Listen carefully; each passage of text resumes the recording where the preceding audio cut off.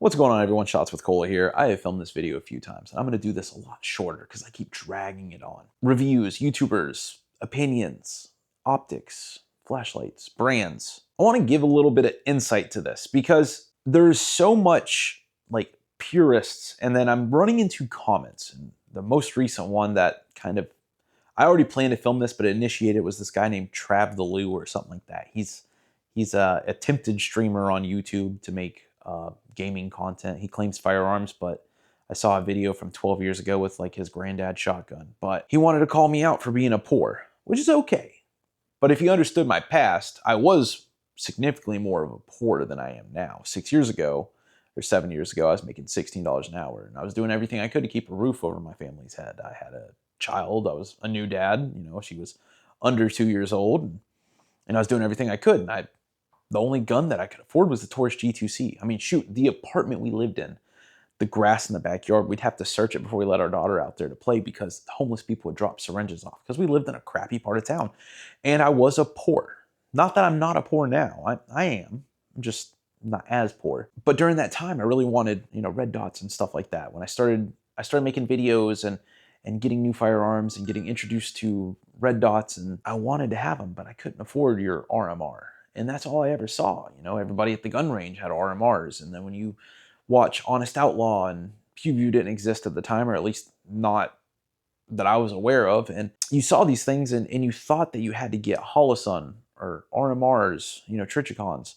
And that was the only way to go. And then these cheap Amazon style options are garbage, junk. Well, I decided, you know what, I'm going to try it. I just want to see. And then got one and it was okay. Then I started testing out other stuff, and on my other channel, people like to see that content, so I kept doing it.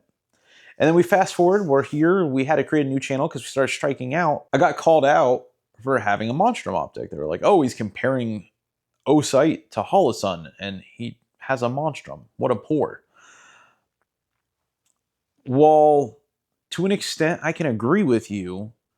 I like reviewing the budget stuff because here's the thing. This is the first Holosun that I bought. The thing about buying cheap optics and expensive optics, well, this wasn't one of the expensive ones, but I have shot RMRs and all of the things. Over the years, I've, owned roughly about 40 different handguns that I've done reviews on and just various different things, and shot even more that weren't mine, and tested all sorts of red dots and everything. Something I noticed was sometimes there would be a budget option, this CB Life here, that I'm surprised at the quality versus what it cost. But then sometimes you get one of the higher end ones that are supposed to be far superior, and then end up realizing that the line between the two is not as far as everybody likes to make it out to be. And that's why I make these videos, is because what you pay does not always mean that you're going to get a better. Trichicon is known for durability and stuff like that with the RMR.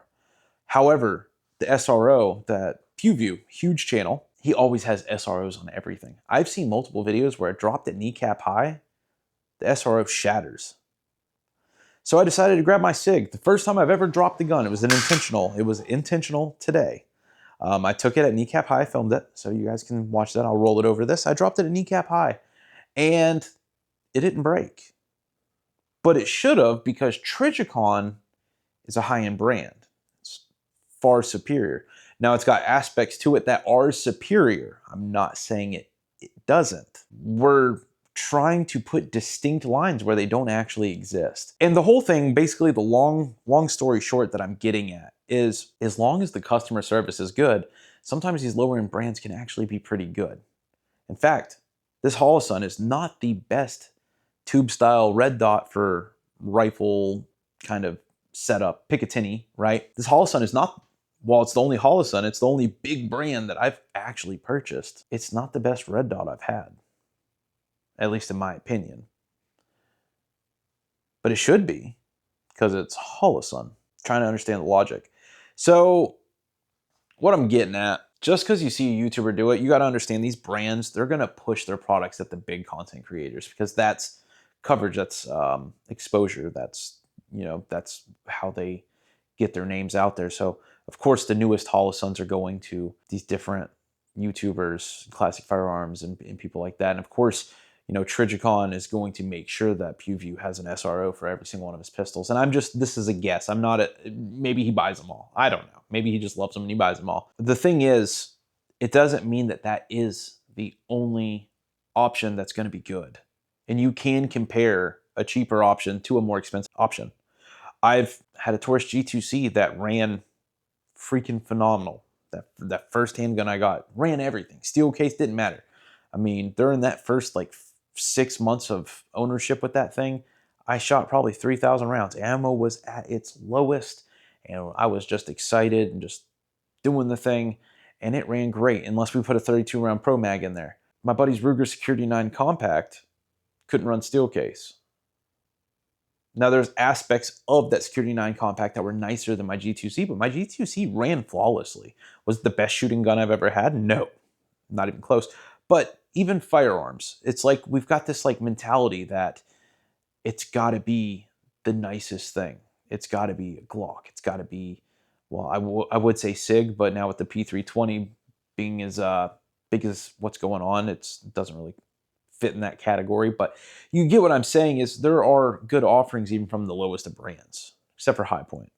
We're not going to talk about them. So basically what I'm trying to say is that, yes, I review the cheaper stuff, but I also remember what it was like when I wanted to get into this and I could not fathom the idea of dropping $300 for this little tiny thing to sit on top of my gun that barely costs $300 itself.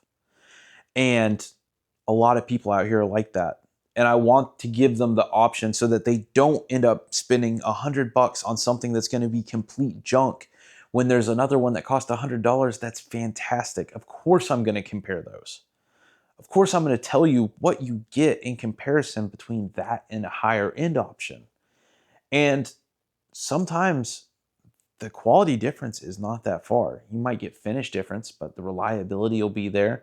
You might end up having to use their customer support. That CV Life was one of those situations. The first one I got, the bottom eighth of the glass wasn't, the emitter wouldn't shine on. And yet, CV Life, I left a review on there, said, you know, it was holding zero and stuff, but that's disappointing. And they 2-dayed me a new one. They offered a refund first. And they 2-dayed me, no question. They were like, yeah, no. I didn't tell them I was making YouTube videos.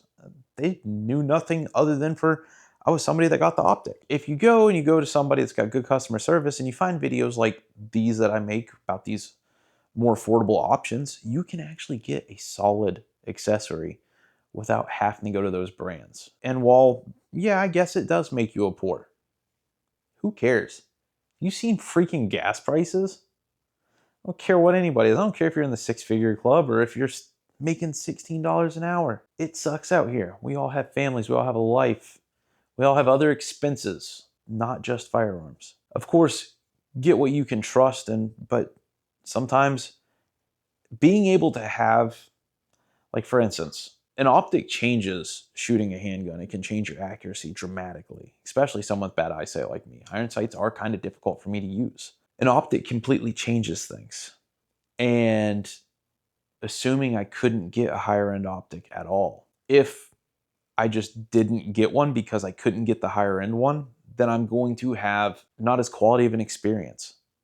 But you can. And that's where I don't want to see people comment and say like, oh, running a Monstrum because it's crap. Dude, Monstrum makes some pretty killer stuff. That one that I got was so I could break it on the channel and see how far it could last until it breaks. I did it with a flashlight recently. I'm starting a new series. So yes, I have a Monstrum optic.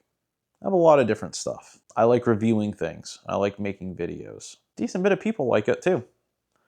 That's why my other channel was doing pretty well. Trav, you got 203 videos and 70 something subscribers. Quit throwing shots at other people. Stay in your lane. Play your video games. I appreciate you guys watching. If you would, hit this video with a like. Subscribe to the channel. I'll see you on the next one.